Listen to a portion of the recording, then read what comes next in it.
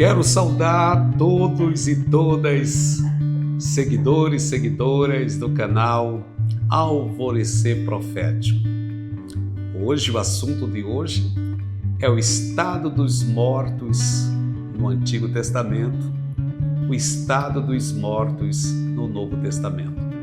Então, à luz da Bíblia, há um estado intermediário entre a morte física e a ressurreição.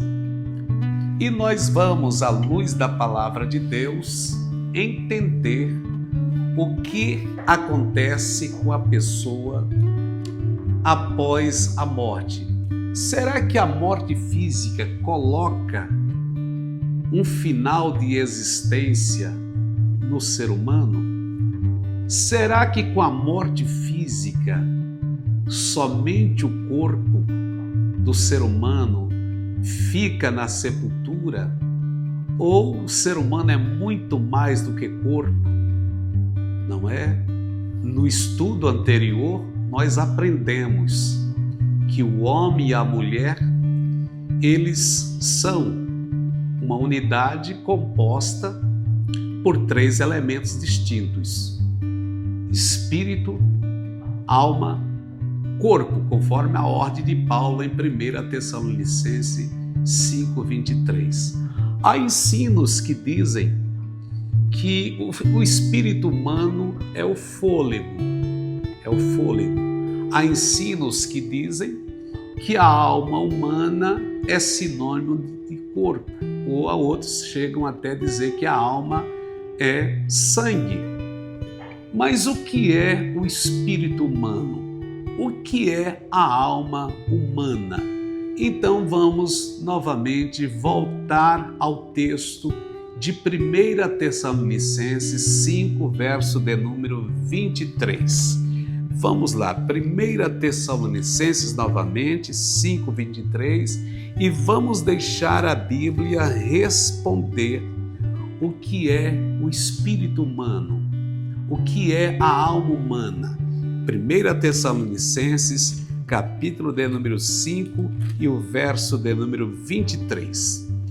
E o mesmo Deus de paz vos santifique em tudo, e todo o vosso espírito e alma e corpo sejam plenamente conservados e irrepreensíveis para a vinda de nosso Senhor Jesus Cristo. Veja que Paulo, orientado, inspirado pelo Espírito Santo, ele parte de dentro para fora. Aqui ele não diz corpo, alma e espírito. Ele parte espírito, alma e corpo. Porque, segundo a revelação do Novo Testamento, o espírito é o verdadeiro homem. É o verdadeiro homem, é o espírito. E nós então vamos testificar isso, confirmar isso com a palavra de Deus. 2 Coríntios 4, verso 16. Escute bem o que diz. Então você vai descobrir à luz da palavra o que é o espírito humano.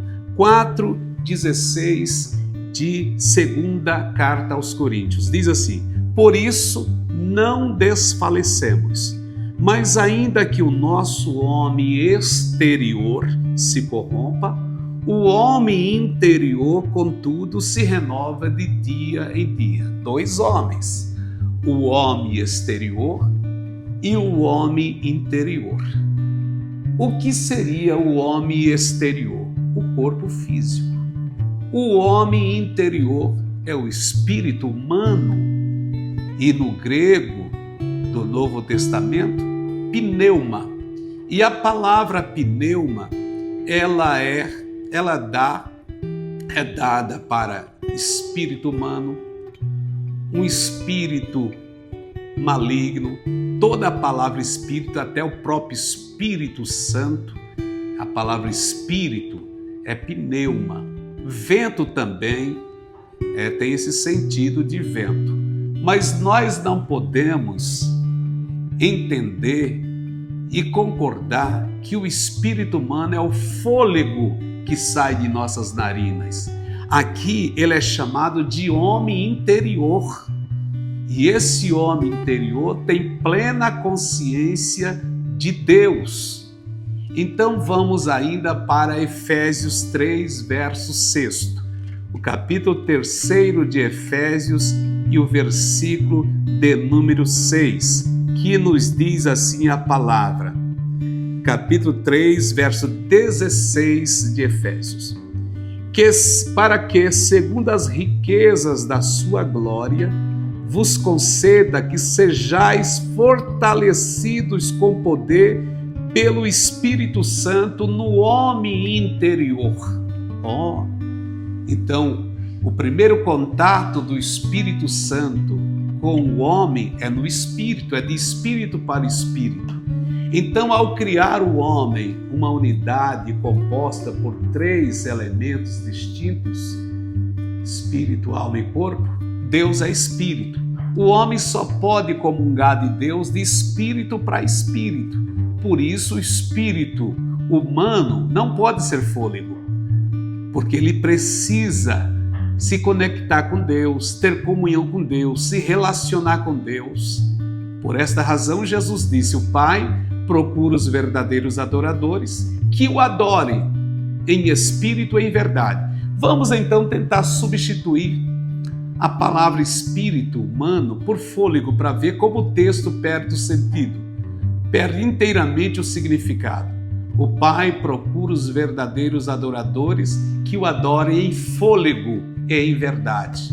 Se substituíssemos então fôlego por espírito, perderíamos completamente o sentido do texto sagrado. Então o espírito humano, a Efésios 3,16, garante-nos que é o homem interior fortalecido, corroborado pelo Espírito Santo. Agora, ainda 7 de Romanos e o versículo, Romanos capítulo de número 7. E o versículo 21 nos diz assim: então o espírito humano, ele é o verdadeiro homem, chamado de homem interior. É com o nosso espírito que nós nos relacionamos com Deus, é com a nossa alma que nós temos conhecimento de nós mesmos e é com o nosso corpo que relacionamos com os nossos semelhantes. Por isso a razão do homem ser uma tricotomia, o ser humano ser uma unidade composta por 3 elementos distintos. Capítulo de número 7, Paulo escreveu assim aos Romanos, 7:22. Porque segundo o homem interior, tenho prazer na lei de Deus. Tá vendo? Por isso que não pode ser fôlego. Não pode ser fôlego. Segundo o homem interior, tenho prazer na lei de Deus. Interior, aquilo que está dentro. Exterior, fora. Não é? Então é muito fácil entender a Bíblia do jeito que ela está escrita. Então nós vamos voltar para o estado dos mortos no Antigo Testamento. Não é? O que acontece com o homem, crente ou descrente, após a morte física? Vamos começar com o patriarca Jacó, capítulo de número 3. Aliás, 37 de Gênesis e o versículo 35. Eu vou ler o 34 para nós termos conhecimento do contexto. Então Jacó rasgou as suas vestes, pôs saco sobre os seus lombos e lamentou a seu filho muitos dias. E levantaram-se todos os seus filhos e todas as suas filhas para o consolarem. Recusou, porém, ser consolado e disse: porquanto com choro hei de descer ao meu filho até a sepultura. Assim o chorou seu pai. Nessa tradução, Almeida, o tradutor traduziu então Sheol por sepultura. E é aí onde entra a confusão e aonde acontecem os ensinos distorcidos em que diz que a alma, o espírito vão para a sepultura. Mas eu vou fazer essa mesma leitura na tradução, na versão católica de Jerusalém, a Bíblia de Jerusalém, 37, verso 35. Todos os seus filhos e filhas vieram para consolá-lo, mas ele usou toda a consolação e disse: não é em luto que descerei ao Sheol para junto do meu filho. E seu pai o chorou. Descerei, junto do meu filho ao Sheol. Então, Sheol não é sepultura.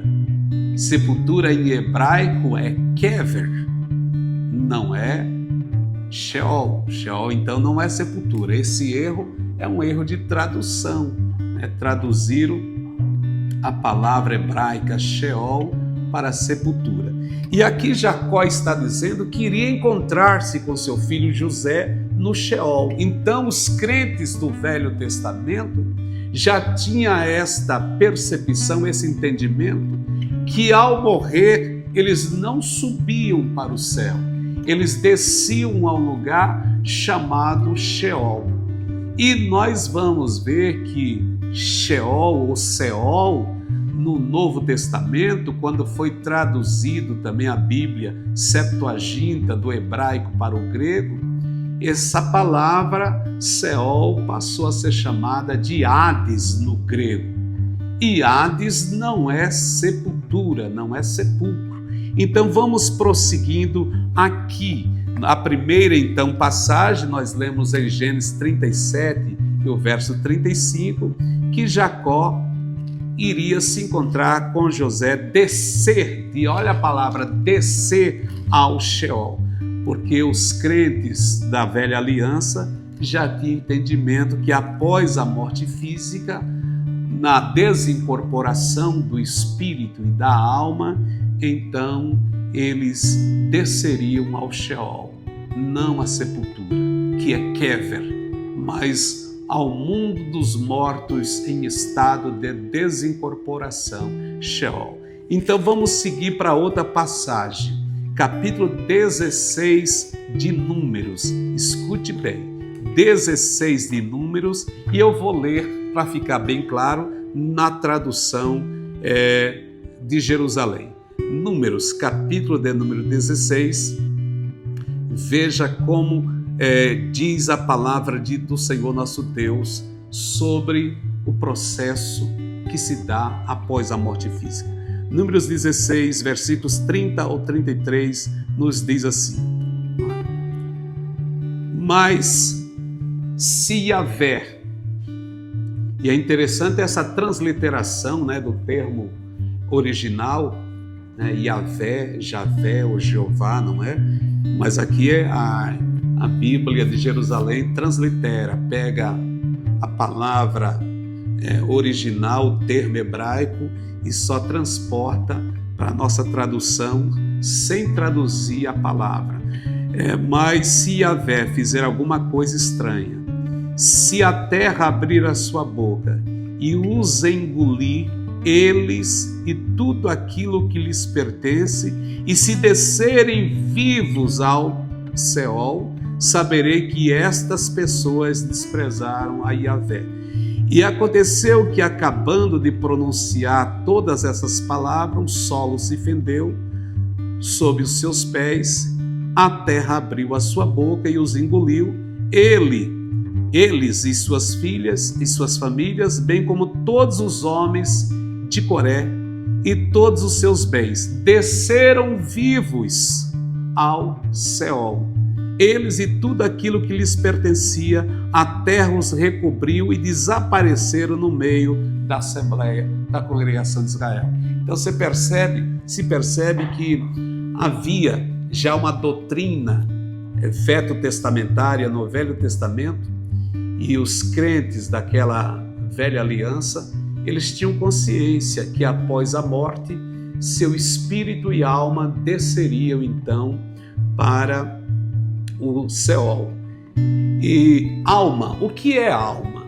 Nós definimos à luz do Novo Testamento que o espírito humano, ele é o homem interior, a alma psique, o mundo de nossos pensamentos, sentimentos, vontade, intelecção. É isso que faz o homem ser distinto dos animais inferiores, porque ele tem alma, ele tem espírito, não é? Então, como alma, ele é um ser pensante, dotado de sentimentos, de intelecção, de vontade. E o que lhe garante isso é a alma. A alma é para lhe dar consciência. Lhe dar consciência. E nós vamos aprender que as pessoas que vão para o céu Hades estão em pleno estado de consciência, porque a alma lhe garante esta faculdade. Vamos para Salmo 9, verso 17. Escute o que diz o salmista no 9º Salmo e o verso de número 17. Diz assim, Salmo 9 e o verso 17. Os ímpios serão lançados no inferno e todas as nações que se esquecem de Deus. Se inferno fosse sepultura, simplesmente o sepulcro, os santos e os homens crentes também vão para os túmulos após a morte física. Ficaria então muito incoerente e contraditório com isso que está escrito aqui. Salmo 9,17, os ímpios serão lançados. Se serão lançados, lançados aqui é uma expressão forte, não irão por vontade própria. Há agentes que os lançam lá e nós vamos descobrir quem os lança. E aonde ficava e onde fica o Seol Hades? Então o sábio Salomão diz que fica nas regiões mais baixas da terra. Provérbios 15 e o versículo de número 24. Vamos ler, esse era o estado já das pessoas que morriam no Velho Testamento. Desciam, se morriam em comunhão com Yahvé, desciam então para o Seol, e lá no Seol a Bíblia diz que havia então 3 compartimentos. Um paraíso provisório chamado de seio de Abraão, o lugar de tormentos para aqueles que deixam esta vida sem comunhão, deixavam e deixam esta vida sem comunhão com Deus, e o abismo, o poço do abismo, onde ficam um número de anjos caídos. Esses anjos caídos não ficam junto com os homens descrentes. Os homens descrentes, diz a Bíblia, ficam num lugar de tormento, e tormento em estado consciente. E já os santos da velha aliança ficavam num paraíso provisório chamado seio de Abraão. Então o Seol Hades era composto por 3 divisões: seio de Abraão, os espíritos e almas dos homens e mulheres que deixaram esta vida em comunhão com Deus, o lugar de tormento para aqueles que deixaram esta vida como se Deus não existisse, e o poço do abismo para um grupo de anjos caídos, conforme 2 Pedro 2,4. Então, Provérbios 15, 24, o sábio localiza a localização geográfica do Seol Hades. 15, 24. Para o entendido, o caminho da vida leva para cima para que se desvie do inferno embaixo. Então, é exatamente o oposto. Paraíso, o céu de Deus para cima, não é? A vida é para cima, e a morte espiritual e a perdição para baixo. Então o inferno, segundo as Escrituras, esse lugar de tormento para os espíritos humanos rebeldes ou espíritos angélicos caídos, fica nas regiões mais profundas da terra, conforme Provérbios 15, verso 24.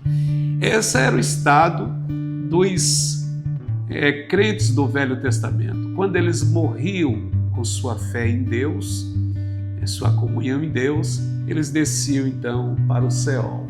E veja até o primeiro rei de Israel, Saul tinha esse conhecimento. Vamos ler 1 Samuel, capítulo de número 28.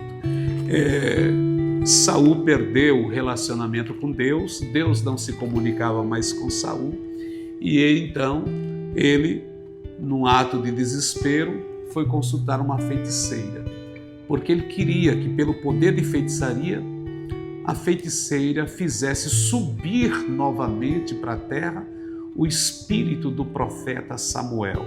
Então Escute, se ele queria que fizesse subir, é porque eles acreditavam tanto na vida após morte e que os espíritos humanos desceriam para o Seol.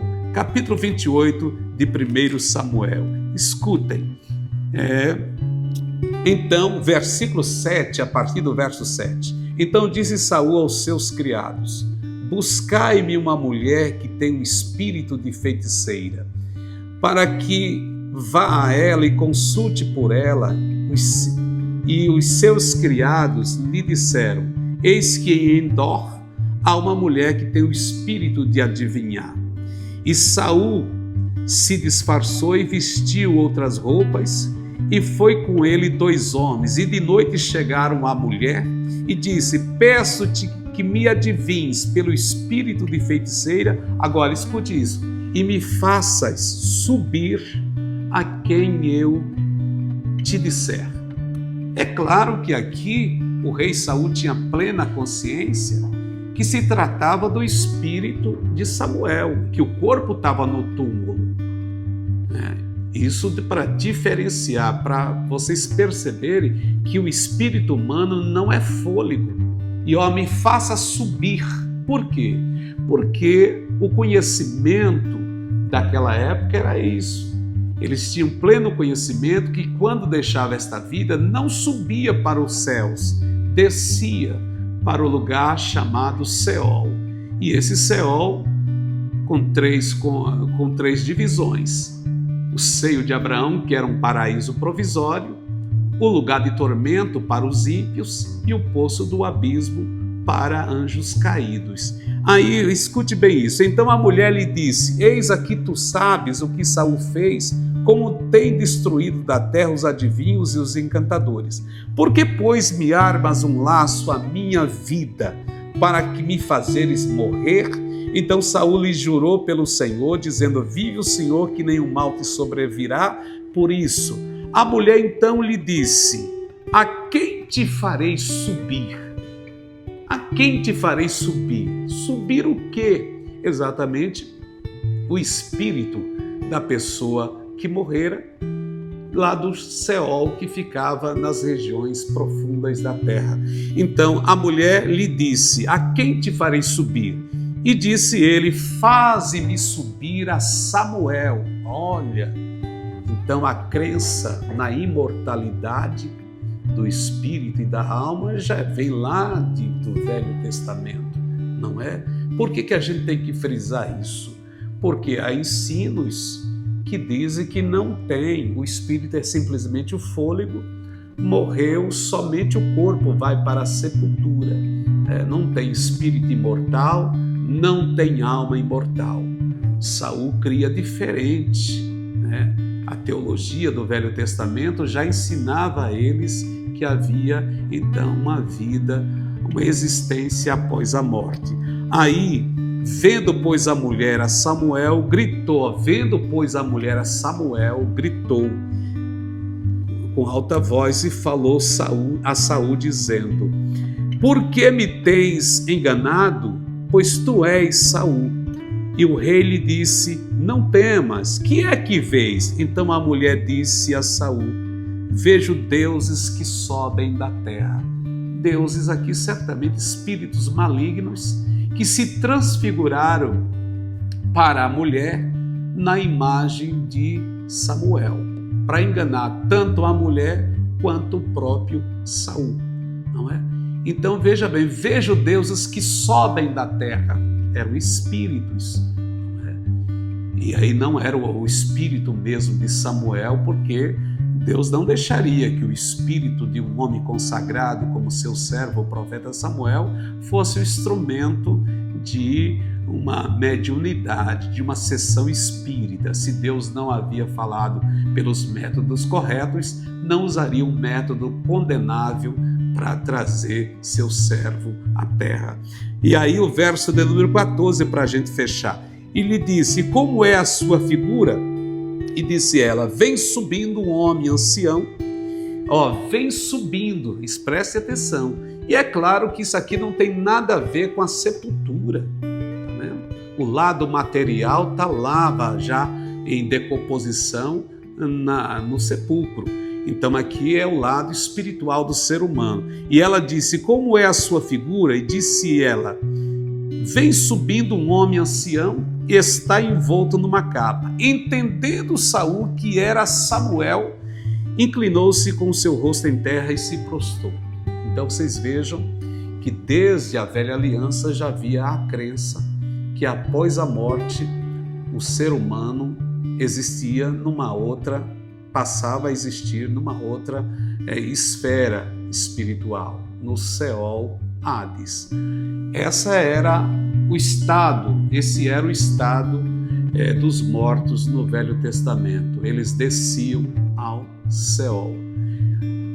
Inclusive os santos de Deus. Porém, os santos de Deus desciam para um lugar chamado Seio de Abraão, que era um paraíso provisório. Já no Novo Testamento, essa situação muda.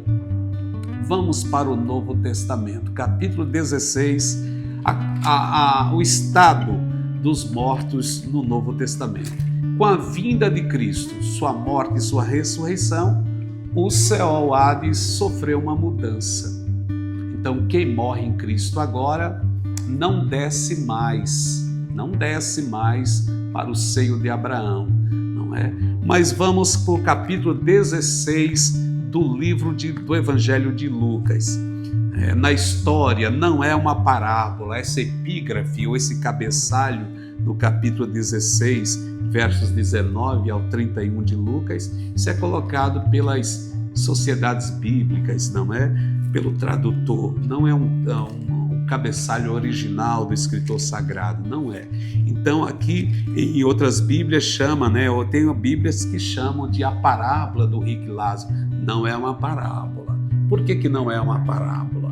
É uma narração histórica, porque parábola não dá nomes próprios. Parábolas não entram na narração do jeito que entra aqui a história do rico de Lázaro. Ora, havia um homem rico, houve mesmo. Então, Jesus está narrando uma história. E aí, escute bem, e nós já conhecemos, né, o rico e o Lázaro. Lázaro mendigava à porta daquele rico. Vejamos a morte desses dois homens. Vamos lá. Capítulo 16, verso 22, a morte do mendigo Lázaro. E aconteceu que o mendigo morreu e foi levado pelos anjos para o seio de Abraão, e morreu também o rico e foi sepultado. Os anjos levaram que parte de Lázaro? Porque o corpo vai para o cemitério, para o sepulcro. Os anjos levaram o que para o seio de Abraão? Levaram o espírito e a alma de Lázaro. Porque na hora da morte de uma pessoa temente a Deus, em comunhão com Deus, então há uma junção da alma com o espírito.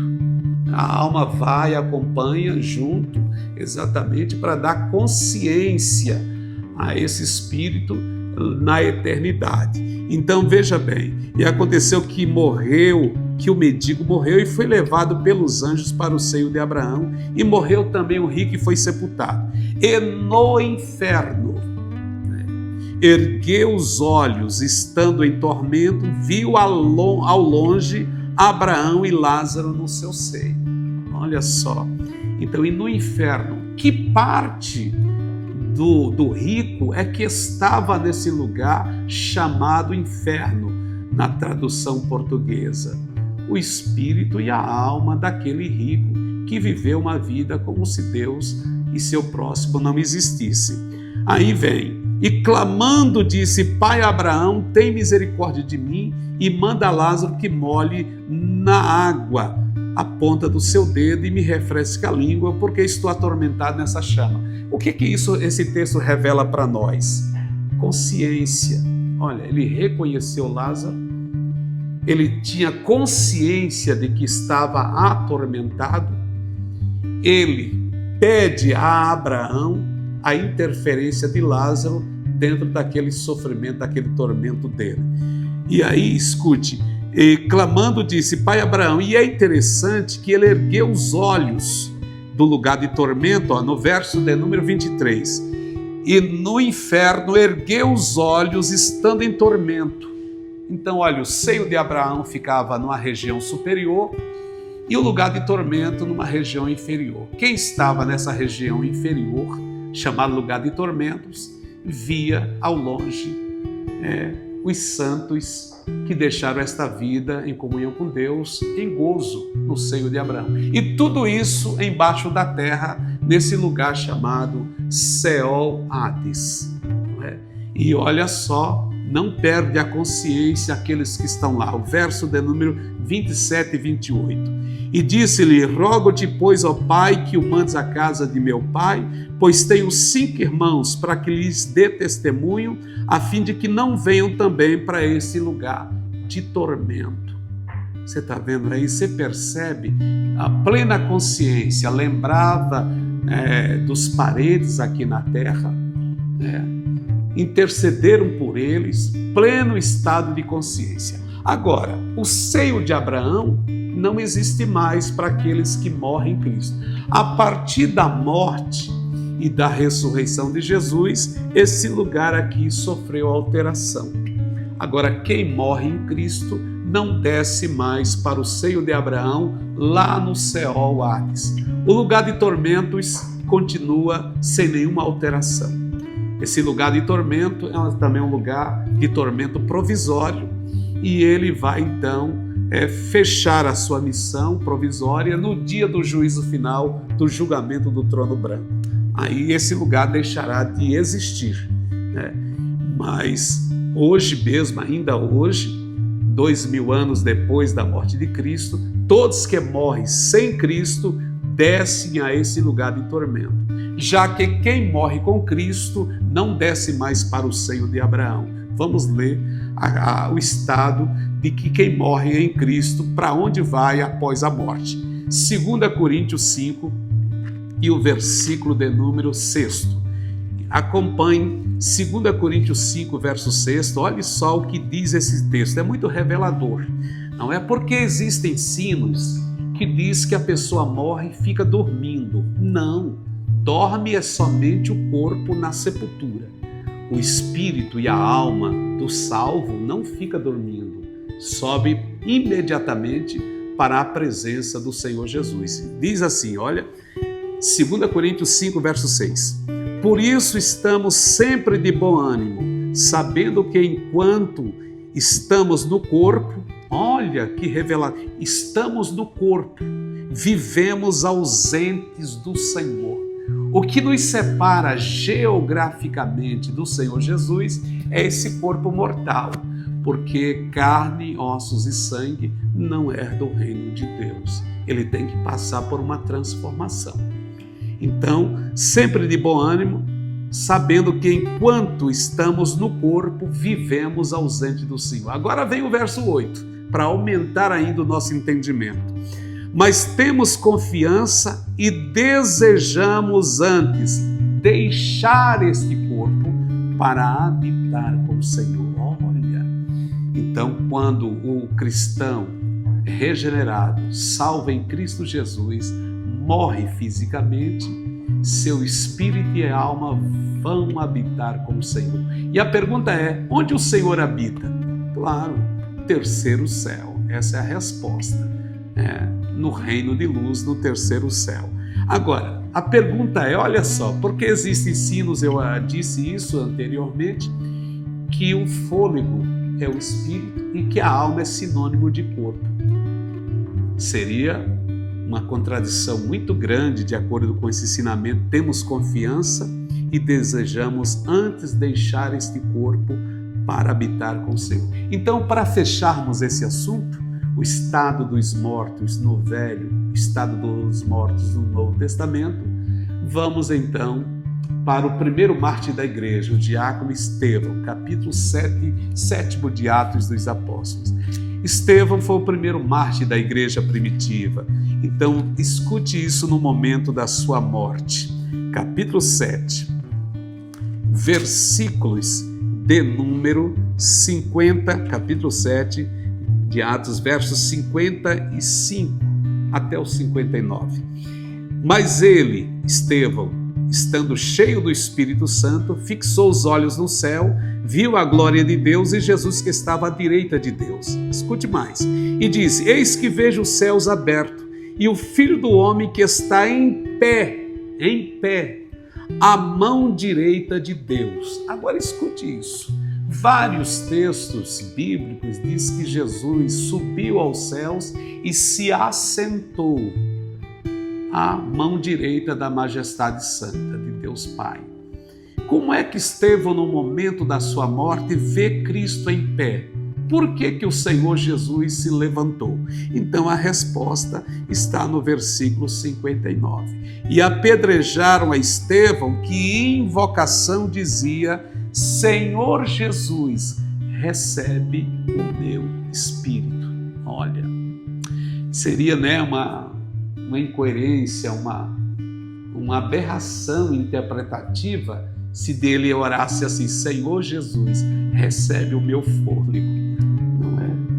Então recebe o meu espírito. Exatamente por essa razão é que Jesus se colocou de pé, porque é ele que recepciona os salvos quando deixam esta vida e sobem para a glória eterna. Então olha a mudança, não desce mais, sobe. Porque através da morte e da ressurreição de Jesus, ele alterou então o céu Ates. E para a gente fechar, Filipenses capítulo 1, não é? Veja a esperança do apóstolo Paulo, e que é também a nossa esperança que servimos ao Senhor Jesus. Filipenses capítulo 1, versículo 21, 22, 23. Porque para mim o viver é Cristo e o morrer é ganho. Mas se eu viver na carne e me der fruto na minha obra, não sei então o que devo escolher. Mas de ambos os lados estou em aperto, tendo desejo de partir e estar com Cristo, porque isto é ainda muito melhor. Então Paulo nos ensinou, as Escrituras nos ensinam que aqueles que morrem em Cristo agora não descem mais para o céu Rhodes, sobe para a imediata presença de Deus. Entendido? Então, para interagir conosco no canal Alvorecer Profético, vou lhes deixar uma pergunta para os irmãos e as irmãs nos darem a resposta. E assim, escute bem, vamos dizer que nós congregamos com um irmão, ou um ancião ou anciã, morreu com 90, 80 anos. No dia da ressurreição, ele vai ressuscitar com qual aparência? Com a aparência de ancião? Com a aparência de um cristão idoso? Responda-nos. Deus abençoe.